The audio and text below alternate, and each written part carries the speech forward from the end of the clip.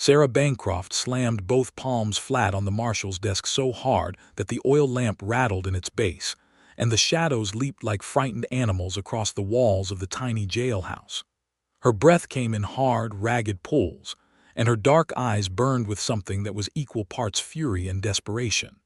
She had spent 6 days in the dusty little town of Caldwell Creek, New Mexico territory, asking questions, and every single person in that town had answered her.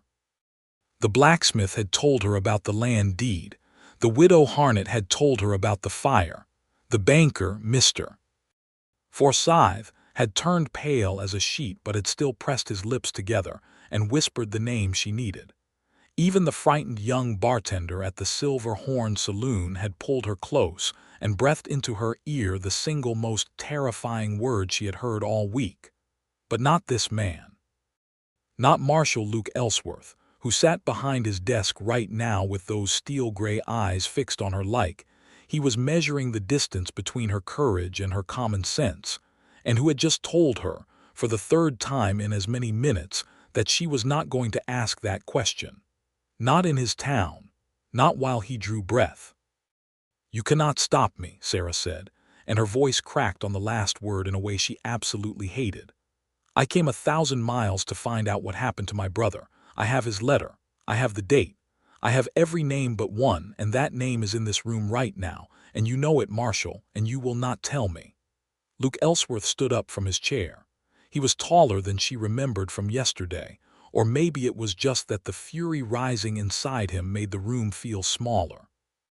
He was 31 years old, broad across the shoulders, with the kind of jaw that looked like it had been carved from the same red sandstone that made up the canyon walls outside town. There was a 5-pointed star on his chest that caught the lamplight, and there were lines around his eyes that had nothing to do with smiling. "Miss Bancroft," he said, and his voice was low and even and frighteningly controlled. "The question you want to ask will get you killed before sundown tomorrow. I'm not stopping you out of cruelty. I am stopping you because you walking into that conversation means you will not walk out of it." "Then that is my risk to take," she said. "No," he said, "it is not." And that was the moment, that precise collision of his refusal and her need, that cracked something open between them.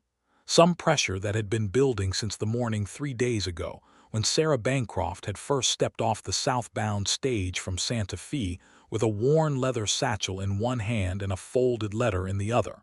And everything in this story had truly begun. Sarah had grown up in Richmond, Virginia, in a narrow brick house near the river, the second of 2 children born to Edward and Clara Bancroft. Her brother Thomas had been 4 years older than her, wild and restless in the way that older brothers sometimes are. And when the war ended and Reconstruction made Richmond feel like a cage with the bars still rattling, Thomas had gone west. He was 23 and she was 19 when he kissed her forehead at the train station and told her he was going to make something of himself out in the territories. And she had believed him with the whole uncomplicated weight of a younger sister's faith. That had been 1872. It was now the spring of 1878. For 3 years Thomas had written faithfully, long cheerful letters full of descriptions of red rock and afternoon thunderstorms and the extraordinary colors of a desert sunset. He wrote about learning to ride well, about a cattle operation he had joined near Caldwell Creek, about the men he worked with.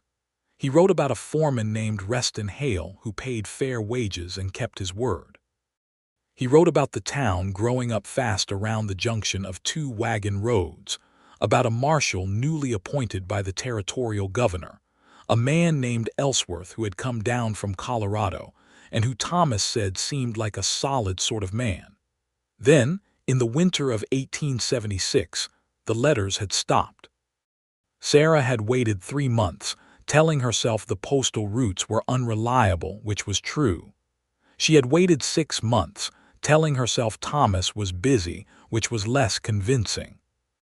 By the time a full year had passed, and the silence from New Mexico territory remained absolute and impenetrable, she had written to the territorial land office in Santa Fe, who had written back with the information that one Thomas Bancroft had indeed been registered as a property owner in Caldwell Creek, but that the deed had been transferred in January of 1877.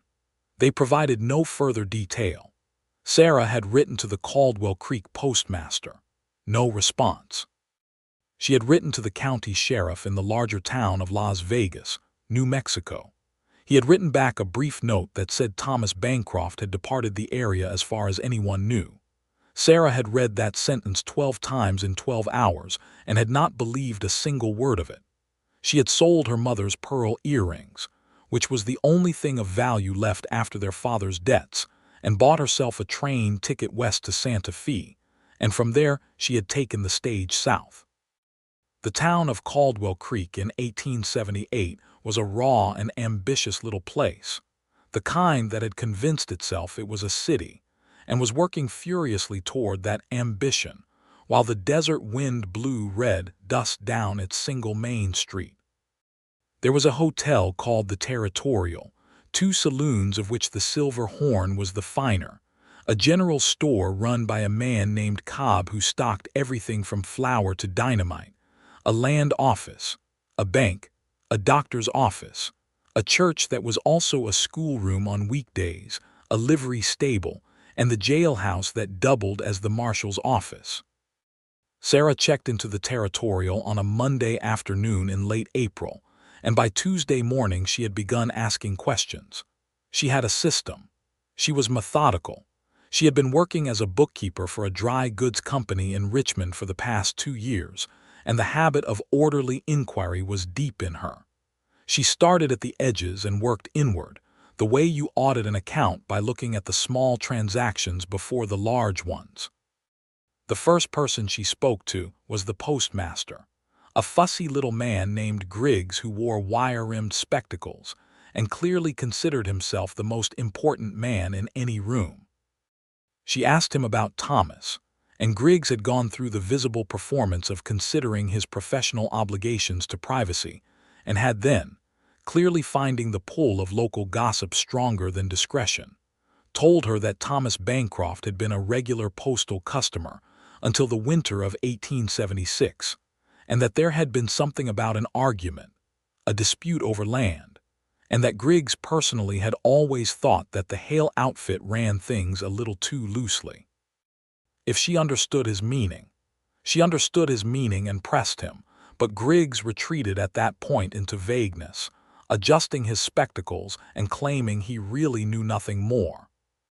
The blacksmith, a large quiet man named Drummond who had arms like the limbs of an oak tree, was more direct. He told her that Thomas Bancroft had been a good customer, that he had seemed like a careful and decent young man, and that sometime around October or November of 1876, there had been a fire out at the Hale Ranch that had burned one of the line shacks and killed a man who was working there. Drummond said the official word was that the fire was an accident. His tone of voice suggested he held a different opinion, and when Sarah asked what his opinion was, the blacksmith set down his hammer and looked at her with great seriousness and said, "Miss, I think you should talk to the widow Harnett." The widow Harnett lived in a small adobe house at the south end of town, and she grew roses in her front yard with a stubbornness that the desert climate did not appreciate but had not yet defeated. She was 63 years old with silver hair and sharp brown eyes, and she had been the schoolteacher in Caldwell Creek for 8 years, which meant she knew everything about everyone. She invited Sarah in and gave her coffee and a piece of dried apple cake, and then she sat across the small table and looked at Sarah the way a woman looks at someone who needs to be told a hard truth with enough kindness wrapped around it to make it bearable. Mrs. Harnett told her about the fire.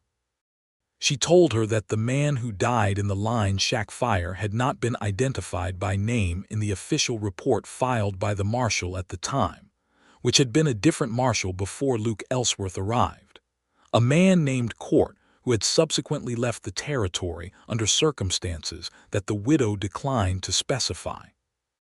She told Sarah that Thomas Bancroft had been present at the Hale Ranch around the time of the fire, that several people in town had seen him there in the weeks before, and that after the fire Thomas had never been seen in Caldwell Creek again. The silence stretched between them, and Sarah felt something cold and absolute settle into her chest, a certainty that had been forming for months finally taking its full, terrible shape.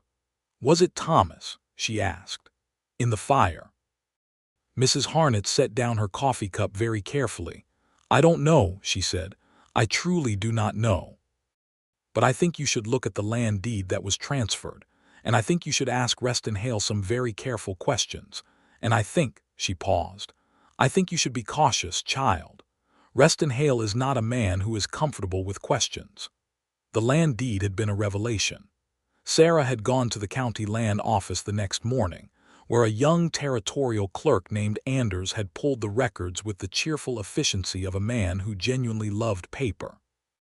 The deed to the 40 acres that Thomas had filed on in 1875 had been transferred in January of 1877 to a holding company called Consolidated Creek Properties, and Anders, who was young enough to be impressed by a determined woman and had not yet developed the protective instincts that the older men in town seemed to carry like armor, had mentioned without being asked that Consolidated Creek Properties had the same registered address as the personal attorney of one Reston Hale.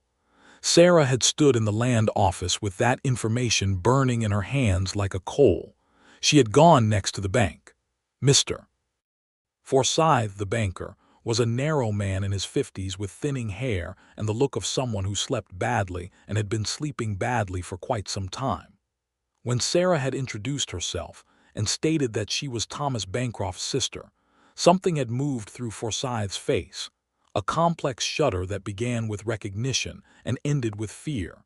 And Sarah had known in that instant that whatever had happened to Thomas, this man knew a piece of it.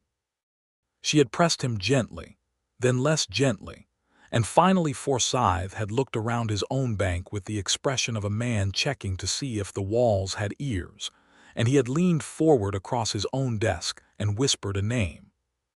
Not Reston Hale's name. Hale she already had. This was a different name, an unexpected name, and it arrived in the room like a stone thrown through glass.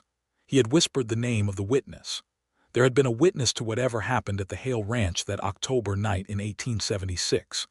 A man named Del Carver, who was still in Caldwell Creek, who worked at the Silver Horn Saloon as a card dealer, who had apparently been living ever since with something that was eating him alive from the inside. Sarah had gone to the Silver Horn that same evening. Del Carver was a thin man in his early 40s with hollowed-out cheeks and the kind of eyes that had seen something they could not unsee. When Sarah had approached the card table after the evening game was done, and the other players had drifted away with their winnings and losses, and she had sat down across from him and said Thomas Bancroft's name quietly, Carver had not moved a single muscle in his face.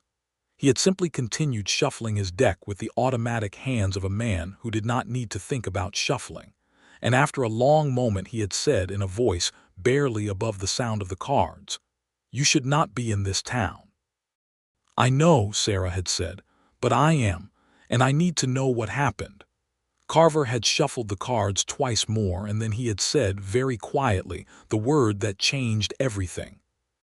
A single word that told her not what had happened to Thomas, but who had been there, who had seen it, and who was currently sitting behind a marshal's star in the jailhouse at the north end of Main Street. Luke Ellsworth. That was why Sarah had gone to the jailhouse that evening, and that was why she was standing there now with her palms flat on his desk, and her voice cracking with 6 days of fear and grief and the first, terrible, dawning suggestion of something she did not yet have a name for, which was the specific quality of Luke Ellsworth's refusal, that he was not protecting Reston Hale. He was protecting her. "You were there," she said, not an accusation. A fact laid between them like a card face-up on the table. Luke did not flinch. "Yes," he said, "you saw what happened to my brother." The silence that followed that sentence was the longest she had experienced in those 6 days of questions, and it was different from the other silences, from Griggs's evasion and Forsyth's fear. This silence had weight to it. This silence was the silence of a man deciding something enormous. "Sit down, Miss Bancroft," he said finally. She sat, not because he told her to, but because her legs had gone uncertain beneath her. Luke Ellsworth walked to the small iron stove in the corner of the jailhouse, picked up the coffee pot that lived there permanently, and poured 2 tin cups, and he set one in front of her without asking if she wanted it. Then he sat back down behind his desk and wrapped both of his large hands around his own cup and looked at her for a long moment with those gray eyes that were doing something complicated. "Your brother is alive," he said. Sarah's entire body went rigid. The coffee cup in front of her became the most important thing in the room because if she looked at it, she did not have to manage her face. "Where?" she said, and the word came out as a single flat stone. "He is in Colorado. He has been there since November of 1876. He is going by a different name, and I am the one who got him out, and Reston Hale does not know he survived. And if Hale discovers that you have been here asking questions, he will send men to Colorado to finish what he started, and that," Luke said, "is why I will not let you ask that question." Sarah looked up from the coffee cup. Her eyes were bright and her jaw was set, and there was something moving through her that was so complex she could not have named all its components.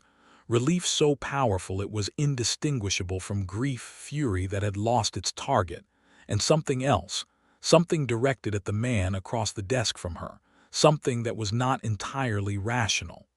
"You could have told me this yesterday," she said, "or the day before. I have been in this town for 3 days asking every person I could find, and you watched me, and you let me walk into every one of those conversations, and you did not stop me." "I tried to stop you," he said. "You told me to go home. That is the same thing." "It is not the same thing," she said, "and you know it." Luke set down his coffee cup. A muscle moved in his jaw.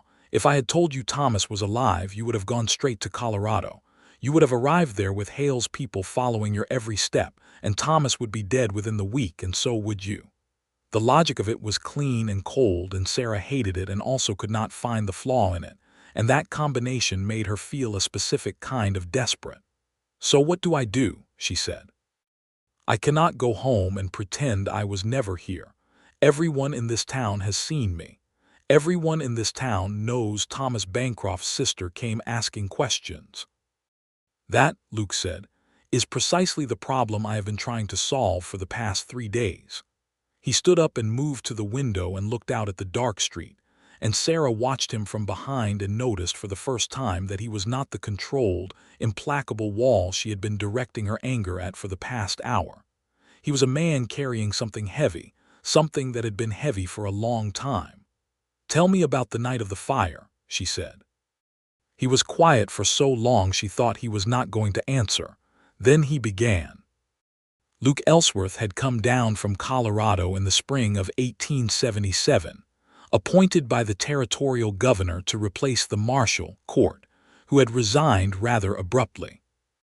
The governor had told Luke, with the careful speech of a politician, that Caldwell Creek needed a steady hand, that there had been some trouble with a large landowner named Hale who had been expanding his holdings aggressively, and that the previous marshal had perhaps been persuaded to take a flexible view of certain legal matters. Luke had accepted the appointment because he had been in Colorado looking for something to fill the specific void that a man accumulates when he has spent years doing necessary and unpleasant things, and has not yet found the reason to stop. He had been a lawman for 8 years, first in Kansas during the worst years of the cattle drives, then briefly in Colorado, and he knew exactly what a corrupt land grab looked like, and he knew exactly what it cost the people who got in the way. When he arrived in Caldwell Creek, one of the first people who came to find him was Del Carver, the card dealer, who had been living with his knowledge for 3 months by that point, and had apparently decided that a new marshal from outside Hale's sphere of influence might be the first person he could safely tell. Carver had told him about October of 1876, about Thomas Bancroft, who had been working Hale's cattle operation, and had discovered that Hale was not just running cattle. Hale had a secondary arrangement with a group of men who were running stolen horses through the territory, using Hale's property as a relay point, and Thomas had stumbled onto this during a night ride, and had made the catastrophic error of confronting Hale directly rather than going to the territorial law, which at that time meant the compromised court, and therefore meant nothing. Hale's response had been swift and brutal. He had arranged for Thomas to be locked in the line shack and for the line shack to catch fire. The fire had been set. It was not an accident. Thomas, however, was not in the line shack when it burned. He had managed to get out through a gap in the back wall, badly burned on his hands and one side of his face, and had staggered to the one place on Hale's property he believed was safe, which was the bunkhouse where Del Carver slept. Carver had hidden him, had gotten him onto a horse before dawn, and had pointed him north and told him to ride and keep riding. Thomas Bancroft had ridden north. He had eventually made it to Colorado, to a small town called Alamosa. Luke knew this because after Carver told him the story, Luke had used every contact he had from his years in Colorado to quietly trace the trajectory of a badly burned young man with Virginia in his speech, who had arrived destitute and anonymous somewhere north of the New Mexico line. He had found Thomas in Alamosa 3 months after arriving in Caldwell Creek.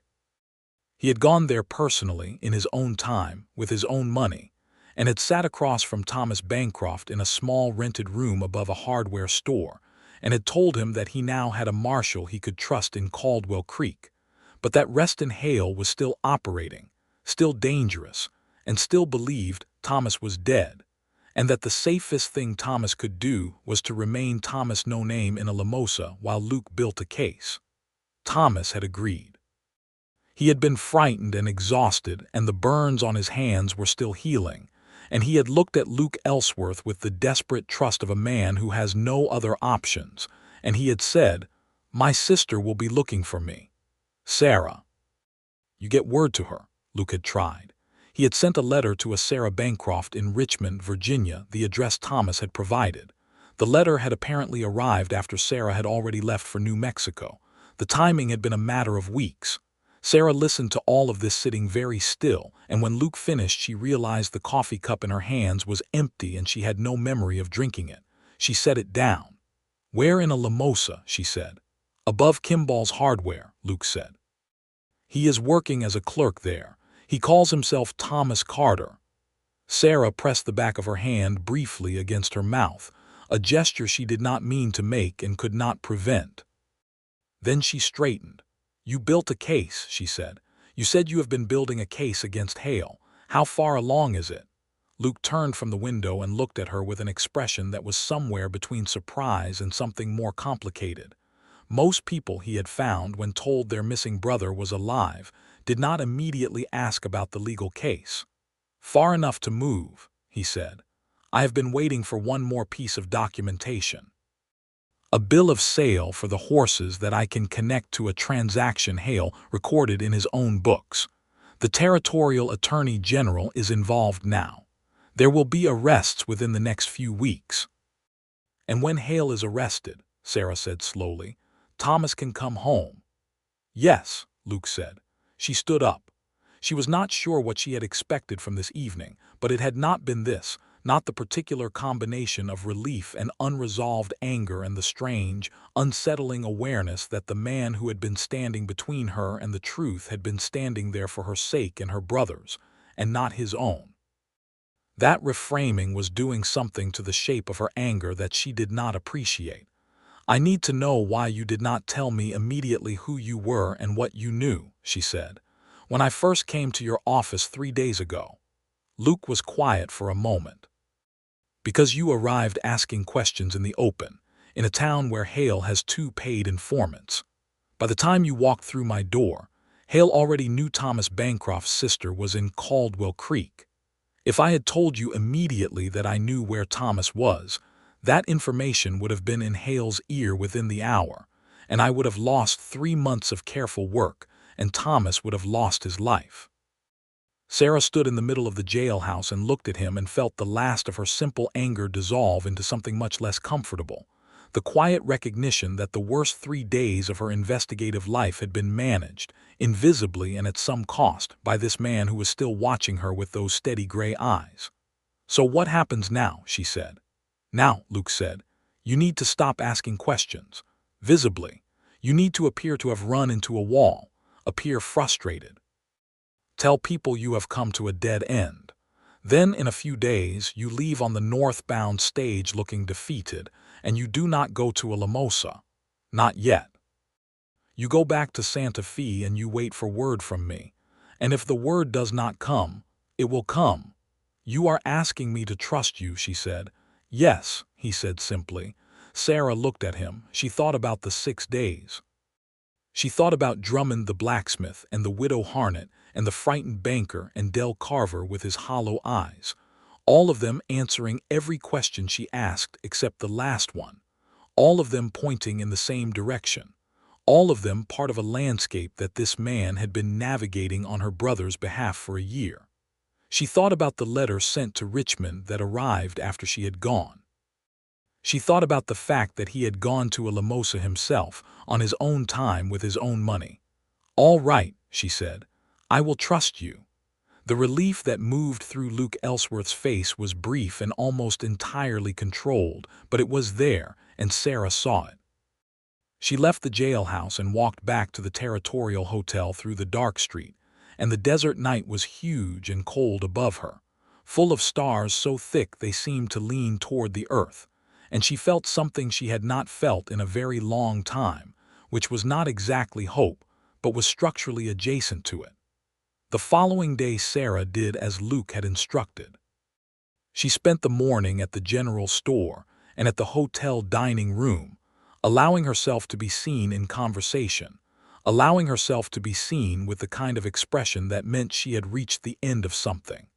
She told Griggs, the postmaster, that she had found very little, that apparently Thomas had left the territory, that she was going to try writing to some towns in Colorado. She said it in the tone of someone who is trying to convince herself that continuing to look is sensible rather than desperate. In the afternoon, she sat on the hotel porch and watched the street and tried not to look at the jailhouse, which she mostly failed at. Luke Ellsworth came out of the jailhouse around 3 in the afternoon and walked down the street toward the general store, and he did not look in her direction, which was correct and appropriate, and made her jaw tighten for reasons she did not want to examine. He was not a handsome man in the conventional sense. He was too hard-edged for that, too direct, built along the lines of function rather than decoration. But there was something in the way he moved through the world, with a kind of deliberate, unhurried authority that did not require anything from other people, no approval and no acknowledgement, that Sarah found herself watching against her will and not entirely with disapproval. She was 25 years old. She had been engaged once, briefly, to a man in Richmond named James Whitfield, who had worked in her father's old law firm, and who had been perfectly pleasant and perfectly dull, and whom she had released from the engagement with equal measures of guilt and relief at the age of 22. Since then she had been working and looking for Thomas and being practical, and she had not spent much energy on the question of what she wanted from her personal life, largely because that question felt like a luxury that other people could afford and she could not. This was therefore a particularly inconvenient time for her attention to be captured by a gray-eyed marshal who had lied to her by omission for 3 days and was doing it, she now understood, out of competence and care rather than malice. The inconvenience did not make it less real. On the second evening, sitting in the hotel dining room with a plate of beans and cornbread that she was making a polite effort to eat, she looked up to find Luke Ellsworth pulling out the chair across from her. He sat down without asking. He was carrying his own plate. "People need to see that you have run out of reasons to avoid me," he said, by way of explanation. "If you have been asking questions all over town and avoiding the marshal, and then you suddenly stop asking questions and start talking to the marshal, that reads to Hale's informants as you having had your path blocked, which is what we want them to see. That is very practical," she said. "I am a practical man. They ate in silence for a moment. The dining room had 6 other tables occupied, a traveling merchant reading a newspaper, a family of 4 who had the look of settlers heading further west, 2 cowboys from one of the outlying ranches eating with the focused efficiency of men who were hungry and had things to get back to. "Thomas said you were good with figures," Luke said. Sarah looked up. "He wrote to you about me. He talked about you when I went to Alamosa. He talked about you quite a lot." A very brief pause. "He said you were the most stubborn person he had ever met, and he meant it as a compliment." Something caught in Sarah's chest. "He has always exaggerated," she said, and her voice came out steady, which cost her something. "He said you would come looking," Luke said. "When the letters stopped, he knew you would not simply accept the silence. He was right." "Of course he was right," she said softly. Luke looked at her for a moment with an expression that was not quite a smile but was in that vicinity. "He said to tell you he is sorry for the worry.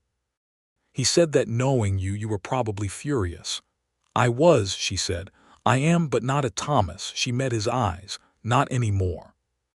The evening deepened around them as they talked, carefully at first, in the measured way of 2 people who are aware of being watched and are performing a version of themselves designed for an audience.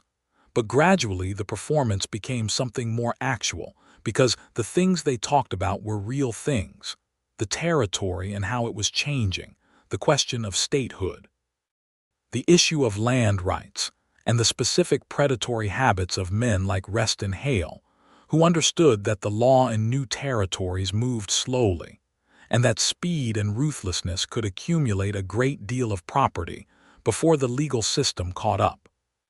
Sarah had opinions on all of this, carefully constructed opinions backed by 2 years of reading every newspaper she could find about the territories, because she had been trying to understand the world Thomas was living in.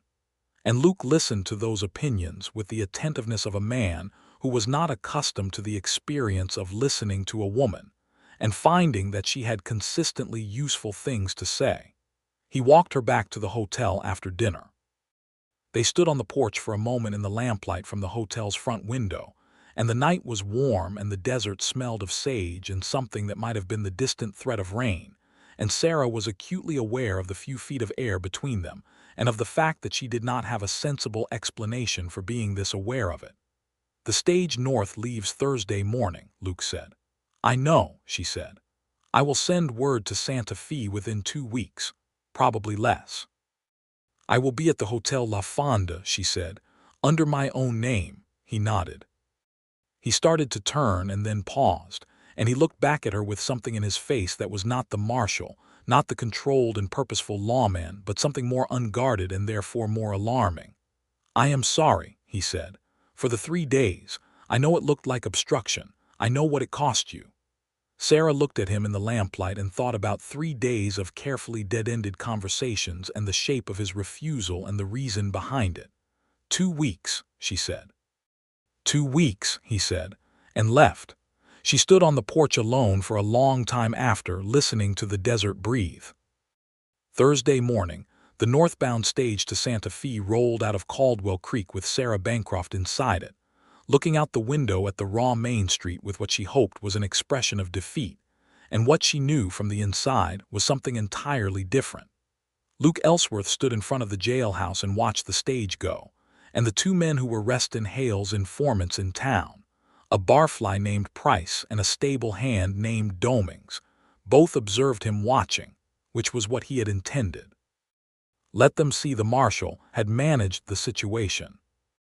Let them carry back to Hale that Thomas Bancroft's sister had come asking questions, had run into a wall, and had gone home unsatisfied. Let Hale relax. Because in exactly 9 days, the federal territorial deputy from the Attorney General's office was arriving in Caldwell Creek with a warrant, and Luke had 3 months of documented evidence sitting in a locked strongbox under the floorboards of the jailhouse. And Reston Hale was going to learn that the line between confidence and catastrophe was very thin when a careful man had been working against you for a year. The 9 days were the longest of the year so far. Luke Ellsworth was not a man given to distraction, but he found himself distracted, and the shape of the distraction was specific and had dark eyes and a way of asking questions with her whole body that had gotten under his skin in ways he had not adequately defended against. He had known she was coming abstractly. Thomas had described her, stubborn and sharp and loyal to a fault. But the abstract description had not prepared him for the actual woman, for the combination of precision and passion, for the way she had stood in his office with her hands flat on his desk, and her voice cracking and her jaw set, simultaneously afraid and absolutely undeterred. He had met a great many determined people in his years of law work, and most of them determined in ways that were about power or money or pride. Sarah Bancroft's determination was about love, plain and uncomplicated and fierce, and he had found that unexpectedly, almost unbearably, moving. He had also found himself thinking, in the margins of the 9 days, about what Caldwell Creek must look like to someone arriving from outside, the rawness of it, the violence just below the surface of the commercial optimism, the way women in these small territorial towns lived with so little protection and so little recourse, and about the particular courage required to arrive alone with a satchel and a letter and start asking questions. He had found himself thinking about James Whitfield in Richmond, whom Thomas had mentioned once with a dismissiveness that suggested strong feelings on the subject, and about what it meant that Sarah had apparently found him insufficient. These were not thoughts that a man busy building a criminal case against a dangerous landowner had time for, and Luke was aware of this, and they persisted anyway. On the 9th day, the deputy from Santa Fe arrived. He was a young man named Carrasco, efficient and serious, with a letter of authority from the Attorney General and a look of someone who had been briefed carefully and intended to execute carefully. Luke retrieved the strongbox from under the floorboards, spread the documentation across his desk, and spent 4 hours walking Carrasco through every piece of it. The warrant was sworn on the morning of the 10th day. Luke and Carrasco and 2 additional deputies who had come down with Carrasco rode out to the Hale Ranch at noon. Reston Hale was a large man in his mid-50s, who had the manner of someone who had never had a serious consequence in his life, and therefore did not initially take seriously the arrival of 4 armed men with federal paperwork.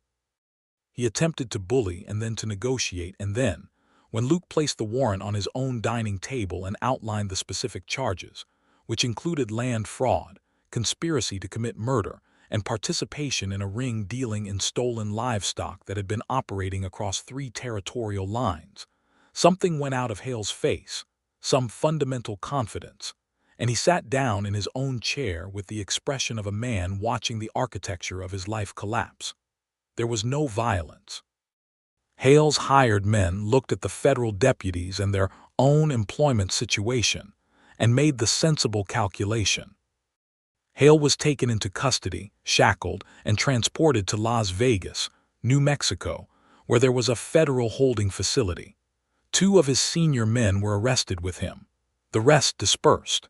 It was over by sundown. Luke rode back to Caldwell Creek in the long golden light of late afternoon with the specific exhaustion of a man who has been carrying something heavy for a very long time and has only just put it down. He felt the absence of the weight as a physical sensation, a lightness that was not quite relief yet, not until he had sent the wire to Santa Fe. He sent the wire to the Hotel La Fonda that evening. 3 words, "It is done." Sarah Bancroft was sitting in the small garden behind the Hotel La Fonda in Santa Fe, trying to read a book and failing, when the hotel clerk came to find her with a telegram. She opened it, read the 3 words, and then sat very still for a moment with the paper in her hands, while the high-altitude light of a Santa Fe evening fell golden around her, and the distant sound of a guitar came from somewhere in the town. She spent the next hour writing 2 letters. The first was to Thomas in a limosa. She wrote 8 pages and did not try to manage her emotion, let it pour onto the paper raw and complete, all the months of worry and the 6 days in Caldwell Creek, and the specific joy of knowing he was alive, and the fury that she had channeled into love, because there was nothing else appropriate to do with it. She told him to come to Santa Fe. She told him she was not leaving without seeing him. The second letter was to Luke Ellsworth, and it was shorter, and it was also, she recognized as she was writing it, a different kind of letter entirely, the kind that said more in what it was choosing to say than in what it was actually saying. She thanked him. She told him about the garden. She told him that Santa Fe was beautiful in the way that all places are beautiful when you have been frightened for a long time, and the fear has just been resolved. She told him that Thomas would be coming to Santa Fe, and that she would be here for at least 2 more weeks. She sealed both letters and sent them. Then she went inside and ate dinner and slept for 10 hours for the first time in months. Thomas Bancroft arrived in Santa Fe 8 days later on the northbound stage from Taos, which connected to the road from Alamosa, and Sarah was standing in the street in front of the hotel when the stage rolled in. She saw him before he saw her, this familiar and altered person, slightly thinner than she remembered, moving more carefully, with the guarded watchfulness of someone who had spent a year and a half being afraid. And when he stepped down from the stage and looked up and found her standing there, something happened to both of their faces that was not suitable for description in any clinical way. She crossed the space between them and he caught her and held on, and they stood in the Santa Fe street in the spring afternoon for a long time while people moved around them, and Sarah cried into her brother's shoulder with a completeness and an abandon that she had not allowed herself for all the months of looking, saving it unconsciously for this.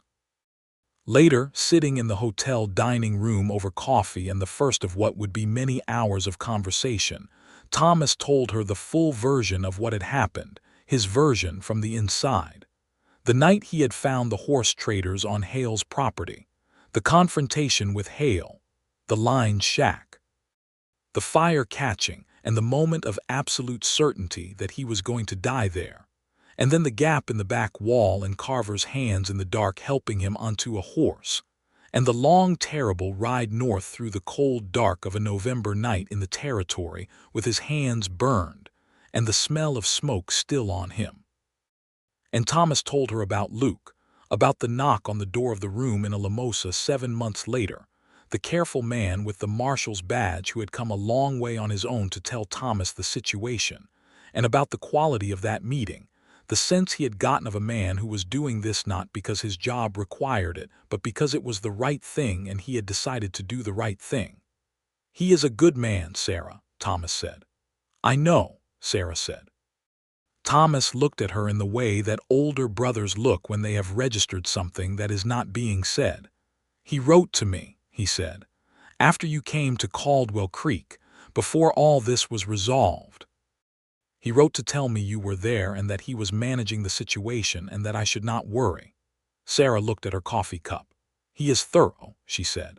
"He also," Thomas said, with the very slight smile of a man who is enjoying himself, "wrote 3 sentences at the end of the letter that were not about me at all, and which he clearly felt he needed to include and equally clearly felt were inappropriate, and which he crossed out so heavily that I could not read them, but he left them in the letter. He did not remove the page." Sarah was quiet for a moment. "He is arriving in Santa Fe in 2 days," she said finally. "He said he had business with the federal office here." Thomas's smile widened. "Did he?" "It is probably genuine business," Sarah said. "Of course it is," Thomas said. Luke Ellsworth arrived in Santa Fe on a Wednesday morning, rode in on his bay horse from the south, and found his way to the Federal Territorial Office where he had, entirely genuinely, a meeting with the Attorney General's office regarding the disposition of the Hale case and the subsequent proceedings. He spent 3 hours in that meeting, and when it was done he stood on the street outside and held the bay's reins and looked down the long, beautiful, walled street of Santa Fe and thought about the Hotel La Fonda, and about a woman who had sent him a letter that he had read 4 times. He found her in the garden again. She was sitting on a stone bench under a cottonwood tree that was just coming into leaf, and she was not pretending to read this time. She was simply sitting in the late morning sunlight with her hands in her lap, and her face tilted up slightly, as though she was thinking about something at a great distance. She heard his boots on the flagstone path and turned, and for a moment they simply looked at each other in the way that people look at each other when they are on the far side of the crisis that brought them together and are facing the unfamiliar territory of what comes next. "Thomas is here," she said. "I know. I went to the hotel first. He told me you were in the garden. He also told me," Luke paused, "several other things." "I apologize for my brother," Sarah said. "Do not," Luke said. He came and sat on the opposite end of the bench, which was a short bench and therefore not a great distance. He held his hat in his hands and turned it once. The cottonwood made a soft sound above them. "The meeting went well?" she asked. "Hale will face federal charges. The case is solid. He will very likely spend the next decade in a federal facility in Albuquerque." He paused. "Del Carver's testimony is the linchpin. He came forward officially. The territorial court has offered him protection. And the stolen horse operation, being rolled up across 3 territories, 14 arrests so far." Sarah nodded. She was quiet for a moment. "Thomas can come home then, truly come home. Under his own name." "Yes," Luke said, "to Virginia, or wherever he chooses." A very brief pause. He mentioned that he had become rather attached to Colorado, that Alamosa was a reasonable sort of place. "Of course he did," she said fondly. The morning light shifted through the cottonwood leaves and made moving patterns on the flagstones at their feet, and the sound of the town moved around the garden walls in a comfortable and distant way.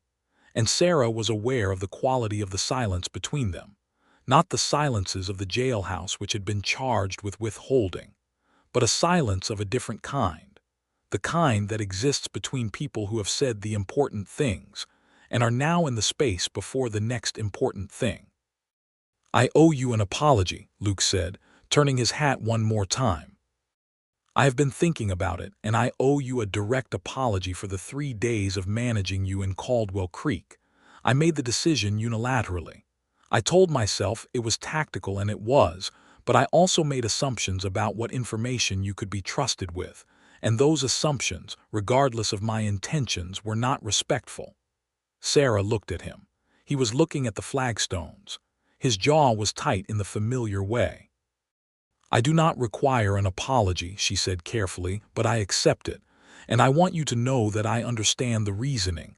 I do not like it, but I understand it." He looked up then. "You are a very uncommon person," he said. "I'm a bookkeeper from Richmond," she said. "I am entirely common." "You are not," he said simply, and the simplicity of it was so direct that it landed in the center of her chest and stayed there. They sat in the garden for another hour, talking with the ease that had surprised both of them at dinner in Caldwell Creek, the ease that felt too natural for the length of their acquaintance but had something underneath it that was older than the acquaintance, some recognition. He told her about Kansas in the cattle drive years, about the specific moral exhaustion of enforcing law in a place where law was new and resisted by everyone, including the people who needed it.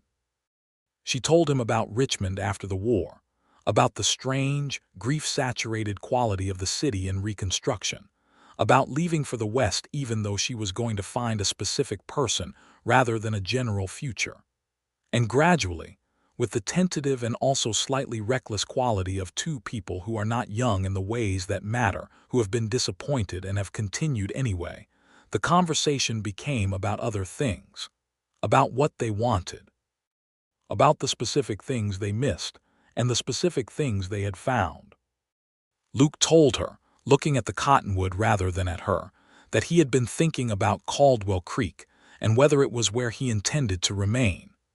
That he had been there a year, and the work was good, but that the territory was large, and there were places that needed building from the ground rather than fixing from the middle, and that he had been thinking about what he was building toward rather than just what he was maintaining. Sarah told him, looking at the flagstones, that she needed to go back to Richmond at least briefly, to close up the apartment, to collect the things that mattered, to settle the small accounts that a person accumulates in a life they are about to change, and that she was not entirely sure what the life she was changing toward looked like, but that she had a clear sense of its direction. They looked at each other. "I will be in Caldwell Creek through the autumn," Luke said. "The Hale case will keep me tethered there through the fall proceedings. I expect I will be passing through New Mexico territory a fair number of times in the near future," Sarah said, "if Thomas settles in Colorado." "Caldwell Creek is directly on the southbound stage route from Colorado," Luke observed. "I am aware of the geography," she said. "I thought you might be," he said. And then, because they were both practical people who had been through an extraordinary week, and were sitting close together on a stone bench in a Santa Fe garden with the cottonwood making its soft sound above them, and the morning doing everything it could to be exactly right, he reached over and covered her hand with his very carefully, as though it was a thing that might startle, and she turned her hand under his and held it. They sat like that for a long time without speaking, and it was the most complete silence either of them had been in for quite a while. The summer moved through New Mexico territory in its accustomed way, which was to say with great heat and dramatic afternoon thunderstorms that rolled in from the mountains and departed just as quickly, leaving the desert smelling of wet earth and lightning and the particular sharp sweetness of sage. Luke worked the Hale case through the preliminary proceedings and maintained order in Caldwell Creek and wrote letters to Santa Fe, letters that grew longer as the summer progressed and then longer still when Sarah returned to Richmond, packed 2 trunks and a satchel, settled her affairs, and came west again to stay. Thomas had indeed remained in Colorado, in Alamosa, where he had spent a year and a half building a quiet life and was disinclined to abandon it. He came south for a week in August, traveling under his own name now with the confidence of a man whose danger has been removed and who is getting used to his own identity again. He was thinner than before and moved differently, with a deliberateness that was new, but he laughed in exactly the same way, with the slightly surprised quality of someone who finds joy unexpectedly and is pleased by the encounter.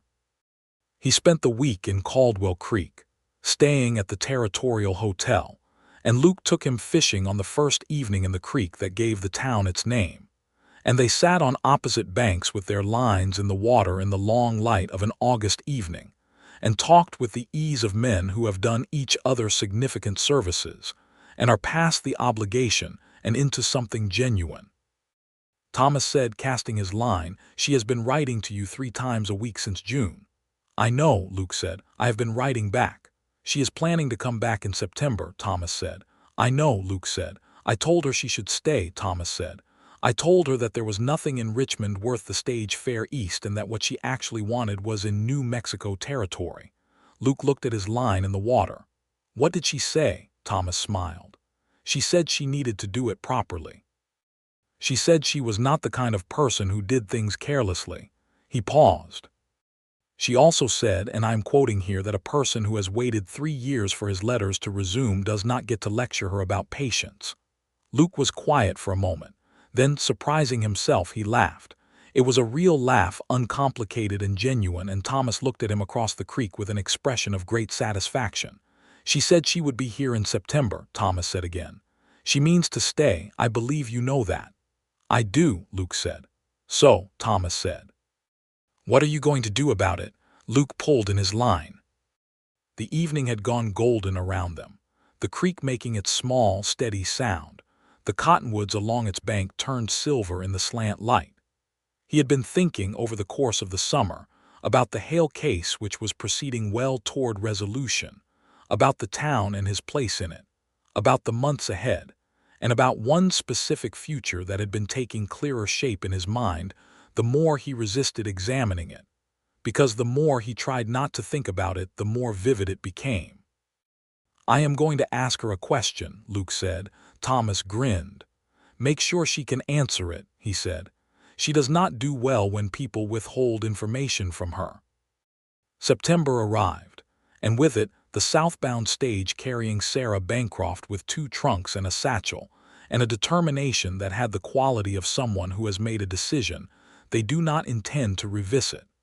She stepped off the stage in Caldwell Creek at 3 in the afternoon into the warm September light, and Luke was there to meet her. He had thought about how to do this for 2 months. He had prepared several speeches, all of which he had discarded as either too formal or too casual or too long or too short. He had ultimately concluded that the best approach was the direct one, because the woman he was dealing with had spent 6 days extracting truth from a town that was trying to hide it, and any indirection on his part would be immediately detected and would annoy her. He helped her with her trunks, which were carried inside by the hotel's boy. Then he offered her his arm for the walk to the hotel, and she took it with the easy confidence of a woman who has decided where she is and is comfortable there. They walked half a block before she glanced at him sideways and said, "You are very tense for a man in September." "I am not tense," he said. "You are holding your arm like you are bracing for something," she said. He stopped walking. They were standing in the middle of the main street of Caldwell Creek in the afternoon light, and there were people around, the widow Harnett coming out of the general store, Drummond the blacksmith visible through the open doors of his shop, and Luke Ellsworth decided that he did not particularly care. "I am going to ask you something," he said. "And I want you to know before I ask it that I understand it is a large thing to ask, and that I also understand the answer may not be what I hope for, and that in either case I will respect your answer completely." Sarah had gone very still. She was looking at him with an expression that was not quite the expression she had worn in his jailhouse when she had demanded the truth, but was related to it, the expression of a person who is prepared to receive information accurately. "Sarah," he said, "I would like very much to marry you, if you would consider it." The September afternoon proceeded around them. A dog crossed the street. Somewhere a door opened and closed. The widow Harnett had definitely stopped to watch, and Drummond had come to his shop doorway. Sarah looked at him for a long moment with her whole careful, intelligent attention. "You have been building to this since June," she said. "Since April," he said. "Approximately." Something moved through her face, a series of things, and then she said, "I came back to Caldwell Creek with 2 trunks and no plan to return to Richmond." "I noticed," he said. "I came back," she said carefully, "because I had determined that what I wanted was here, and I do not make decisions like that carelessly or without certainty." "I know you do not," he said. "Then yes," she said. "Yes, Luke." He exhaled slowly, a release of 2 months of tension, and the afternoon was suddenly brighter and the main street of Caldwell Creek suddenly less unremarkable, and the widow Harnett at the general store door made a sound that might have been approval. They were married in October, in the church that was also a schoolroom on weekdays, which the congregation had decorated with late-season wildflowers, and the dried autumn grasses that the desert offered in place of the formal arrangement Sarah had once imagined for this occasion in a completely different life. Thomas came down from Colorado for the week and stood up with his sister, and the widow Harnett cried with a degree of satisfaction that suggested she had seen this coming since May, which she probably had. Del Carver was in the congregation. He sat in the 3rd pew and held his hat in his hands and looked like a man who was perhaps beginning to forgive himself for something. And Sarah had thought of him particularly when drafting the small guest list, because it seemed important to her that the people who had helped her find the truth, even partially and frightened and at great personal cost, should be present for this. The minister, a solid man from Vermont who had ended up in New Mexico territory by a route he described as circuitous, performed the ceremony with a warmth and a lack of fuss that suited both parties. Luke Ellsworth said his vows with the directness that characterized everything he did, looking at Sarah with the steady attention that she had found unsettling in his jailhouse, and found something entirely different now. And Sarah said her vows with a clarity and a conviction that made the minister blink. Afterward there was a party at the Silver Horn, which had been repurposed for the evening with the tables pushed back, and musicians brought in from the larger town to the east. A fiddler and a man with a guitar and a woman who played the accordion with tremendous enthusiasm. And the people of Caldwell Creek, danced in the way that people in small frontier towns dance when they are given the opportunity, which is to say with great commitment and not much formality. Luke, who did not consider himself a dancing man, danced with Sarah anyway, because she pulled him onto the floor with a look that made refusal impossible, and discovered that in this, as in most things she did, she was precisely capable and also joyful about it in a way that got into him like music. Thomas danced with the widow Harnett, who was a magnificent dancer, and with the banker Forsythe's shy youngest daughter, and with a young woman from the general store whom he had apparently met that afternoon and found interesting. Sarah watched this development with the fond and cautious attention of a sister who wants good things for her brother, and also recognizes the signs of a man who is a little ways down a path he does not yet know he is on. The night was long and good, and the desert air outside the Silver Horn was cold and brilliant with stars, and at some point late in the evening Sarah and Luke stood together outside the saloon door in that cold air and looked up at the stars and were quiet together, which was a thing they were good at, the productive silence of people who do not need to fill space with words. "Happy?" Luke asked. "Beyond calculation," she said. He put his arm around her and she leaned into him, and the town was alive and warm behind them, and the desert was vast and quiet ahead of them, and the future was an open country that for once did not feel threatening but simply large, the way good things feel when you are standing at their edge. They made their home in Caldwell Creek. Luke remained as marshal through 1880, during which time the town grew considerably. A railroad spur was proposed and eventually built, and the texture of the place changed in the ways that all small western towns changed in those years, gaining complexity and also losing some of its rawness, becoming more like a real town and less like an encampment that hadn't decided yet whether to commit. Sarah worked initially as a bookkeeper for the general store and then for the bank, replacing Forsythe, who retired and moved to Albuquerque to live with his daughter, and eventually establishing a small accounting practice that served several businesses in town, a thing that was unusual enough in 1880 that it attracted a certain amount of comment, which she ignored with a serenity that Luke found privately admirable and also typical. They had their first child in the spring of 1881, a boy they named Edward Thomas, Edward for Sarah's father and Thomas for reasons that required no explanation. Luke held his son for the first time with the specific, slightly terrified gentleness of a large and capable man confronting something too precious for his usual methods, and Sarah watched him from the bed with eyes that were exhausted and soft, and thought that this was probably the most she had ever understood about him, this specific moment of a hard man being gentle because something required it of him, and finding that he could. Thomas came down from Colorado for the birth, arriving 3 days after the fact with an enormous amount of food from a limosa, and his best shirt, and a letter from a young woman in a limosa named Clara Whitmore, whom he mentioned twice in the first hour, and then became very careful not to mention again, which was the surest possible indication of significance. Sarah extracted the full information about Clara Whitmore over the course of 2 evenings, and approved thoroughly of what she heard.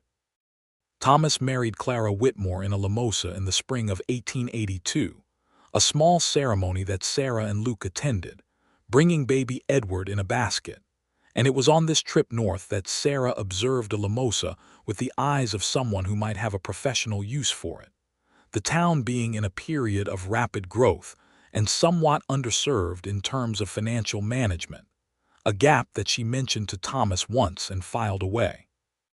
Luke left the marshal's position in Caldwell Creek in the autumn of 1882. He had been offered a position with the territorial government, working with the Attorney General's office in Santa Fe on matters of land fraud and property rights, which was the natural culmination of the work he had done on the Hale case and subsequent cases that had followed from it, because the problem of men like Reston Hale was not unique to Caldwell Creek and had not ended with Hale's imprisonment.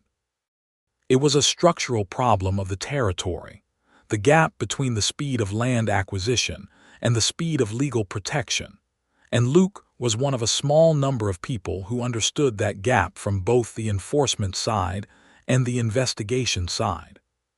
Santa Fe was a different kind of place from Caldwell Creek.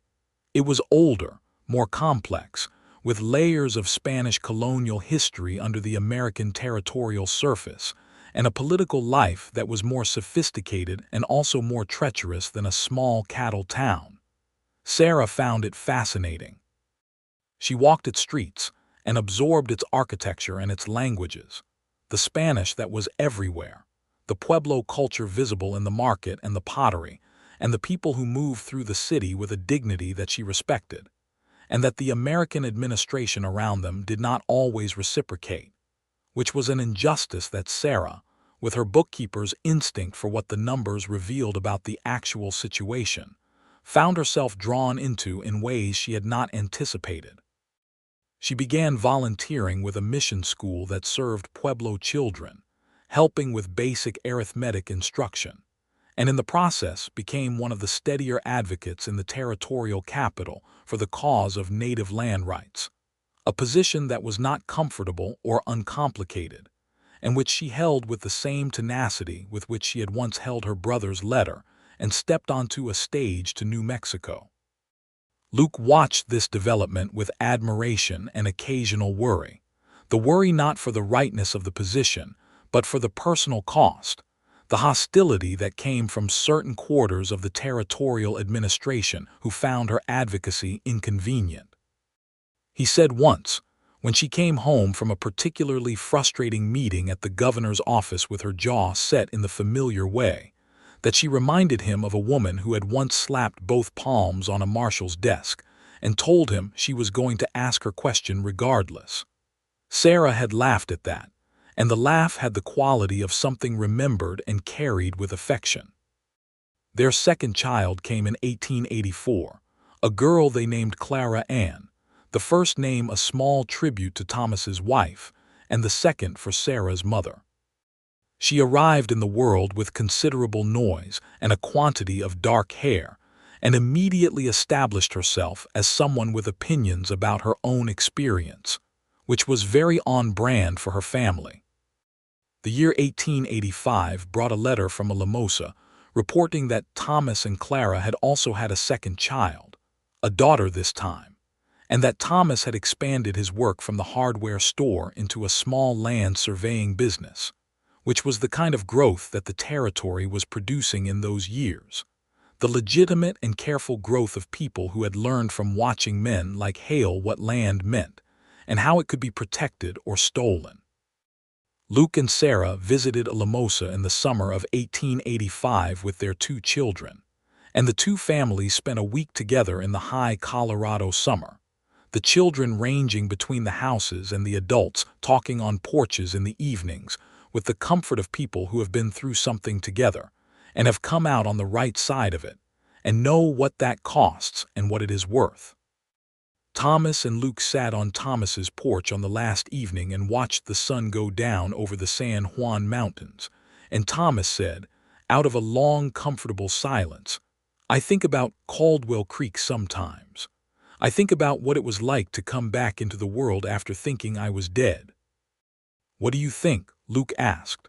"I think," Thomas said, "that I was very lucky in a lot of respects." He glanced sideways, "in several respects that I did not expect." Luke looked at the mountains. "She never asked me to tell her about that," Thomas said. "What it was like. She let me bring it up myself in my own time. Do you know how rare that is? For someone who spent 6 days asking every question she could find to sit with her brother and simply wait." "She knew when not to ask," Luke said. "She knew when the question was already answered," Thomas said. "Without words." They sat with that for a while. Del Carver had left Caldwell Creek by 1885, had moved to Tucson where he was dealing cards at a proper gaming establishment, and had sent Luke a letter the previous Christmas that was the most relaxed letter he had ever received from the man.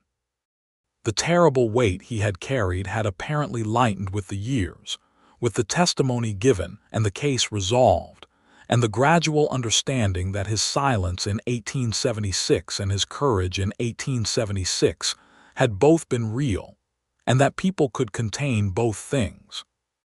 Reston Hale was still in federal custody in Albuquerque, and would remain so for several more years, his considerable land holdings having been parceled and redistributed through a territorial court process that Luke had a hand in, and that Sarah had watched with the close attention of someone who understood that the paper behind the land was the real story. The widow Harnett was still in Caldwell Creek, still growing her roses, still teaching in the combined church schoolroom 5 days a week. She wrote to Sarah regularly, letters full of town news and opinions about the territorial government and suggestions about the proper raising of children that Sarah read with deep affection and partial agreement. Mrs. Harnett had been the first person to tell Sarah the hard truth that day over coffee and apple cake, and Sarah had not forgotten that. The courage of an older woman in a small town who saw something wrong and chose to speak rather than be comfortable. In the spring of 1886, Sarah opened a small accounting office in Santa Fe, the first such business run by a woman in the territory as far as anyone could determine, with a sign in the window in both English and Spanish, because her clients included both Anglo merchants and Spanish-speaking traders, and because she had spent 4 years in Santa Fe learning enough Spanish to conduct a business conversation accurately. The office was on a street 2 blocks from the plaza, and had 2 windows and a desk, and a filing system that Luke described as possibly the most organized thing he had ever encountered, which, coming from a man who had maintained a meticulous evidence archive for the Hale case, was meaningful praise. She had 3 employees by summer and a full client list by autumn, and was turning away work before the year was out. She had found, somewhat to her own surprise, that the West was in some ways a more open place for a woman with her kind of skills than Richmond had been, partly because the territory was so short of competent financial management that it could not afford to be particular about who provided it, and partly because the cultural mix of Santa Fe, the deep Spanish roots, the Pueblo presence, the incoming Anglo energy, had produced a social texture that was less rigidly organized by gender than the post-war South she had grown up in. This was not a utopia. She understood that clearly. The injustices were different here, differently distributed, and in some cases worse, particularly for the people who had been here longest, the Pueblo people whose land rights were still being debated by a government that had made and broken agreements with a consistency that Sarah found both infuriating and unsurprising, given what she knew about how land and power interacted. She kept working on it, through the school and through 2 women's organizations she was involved in, and through the patient, accurate documentation that was her fundamental skill, making the numbers show what was actually happening. Luke's work with the Attorney General's office expanded during these years to include some oversight of the federal land survey process, which put him in a position to do something concrete about the fraudulent surveys that were being used in some parts of the territory to misrepresent boundaries, a specific technical form of the theft that Hale had practiced more brutally. It was careful, detailed work, not glamorous in the way that a marshal's work sometimes appeared, but it was the right work and he knew it, and that was sufficient. They were happy, which is a simple word for something that is in practice complex and layered, and requires ongoing effort and the willingness to repair what gets damaged, and to speak the truth when silence would be easier. They had learned about silence from the wrong direction, from the 3 days of withheld information in a jailhouse in Caldwell Creek, and neither of them was inclined to repeat that pattern, even in its gentler domestic forms. They argued sometimes with the directness of 2 honest people who had different views, and resolved it with the equal directness of 2 people who had more commitment to the truth than to being right. Edward Thomas, who was 7 in 1888, had his father's steadiness and his mother's relentless curiosity, and was conducting a systematic investigation of every alley in Santa Fe, with the methodical determination of someone who had clearly heard the family stories. Clara Ann, who was 4, had apparently decided that the roses in the widow Harnet's garden represented the ideal version of the natural world, and had established a small garden in the patio behind their house that was surprisingly successful for a 4-year-old's project, which Sarah attributed to the same stubbornness that ran through the whole family. Thomas and Clara came down from Colorado in the summer of 1888, their children in tow, 2 now, a boy named Henry who was 6 and a girl named Rose who was 3, and who immediately formed an alliance with Clara Ann that involved a great deal of serious discussion about the relative merits of various flowers, and an ambitious plan to grow something that neither of them could clearly articulate but were very committed to. The 2 families were together for 2 weeks in August, moving between the house and the plaza and the long, wonderful dinners that Clara Whitmore Bancroft turned out to be extraordinary at producing. And in the evenings the adults sat on the porch while the children slept inside, and the conversation ranged across everything and nothing, the way it does between people who know each other well enough to be genuine. On the last evening, after the children were asleep and the night had gone deep and cool around them, and the stars above Santa Fe were doing their ancient routine, Sarah leaned back in her chair and looked up and thought about a night in April of 1878, when she had walked back from a jailhouse in a smaller town under stars just like these, after a conversation that had given her her brother back and taken her anger apart, and left in its place something she did not have a name for yet. She had names for it now. Luke was sitting beside her close enough that his shoulder touched hers, and the conversation had gone quiet in the easy way it did when everyone present had said the things they needed to say and was comfortable with what remained. "Do you ever think about going back?" Thomas asked. Not of anyone specific, the question was for the group. "To Caldwell Creek," Sarah said. "To the beginning," Thomas said. Sarah considered it. "I think about it," she said. "I think about walking into that town with a letter and a satchel and no idea what I was going to find. I think about how frightened I was, and how I was more frightened of stopping than of continuing." She paused. "I think that is probably the most important thing I have ever done, not because of what I found, though that was everything, but because of who I was while I was doing it." Thomas was quiet, and then he said, "You were exactly yourself." "Yes," she said, "and that turned out to be enough." Luke reached over in the dark and found her hand, the same gesture as the Santa Fe garden years ago, simple and deliberate, and she held it the same way she had then, with the same certainty. "The questions she asked in that town," Luke said, quietly, half to himself, half to Thomas, "and the one question she did not get to ask and the answer she found anyway." He paused. "I think about that. What it cost her, what it cost you, and what it gave us," Sarah said. The night held them all for a moment in its large, quiet way. "I want to go back," Thomas said. "Sometime, not permanently, but I would like to walk down that main street again under my own name and know that it is over and it is settled and the people who were there who helped." He stopped. "I would like them to see that it came right." "Then we will go," Sarah said. "Next spring, all of us." And they did. In the spring of 1889, 2 families traveled south to Caldwell Creek, which had grown in the intervening years into a genuine small town with a proper main street and a new hotel and a school that was no longer combined with the church. The widow Harnet was at her roses when they arrived, and she came out to the gate and took Thomas Bancroft's hands in hers and looked at him for a long moment without speaking, and then she said, "There you are," as though he had been temporarily misplaced and had simply come back to where he was supposed to be. Drummond was still at the smithy, larger and quieter than ever, and he shook Thomas's hand with a grip that communicated more than most speeches. Griggs had retired and moved away. The Silver Horn was under new management but still serving. They walked the main street in the morning, all of them, Luke and Sarah and Thomas and Clara, and the 4 children who were not entirely sure what this town meant, but absorbed the significance of the adults around them with the accuracy that children apply to things they sense are important.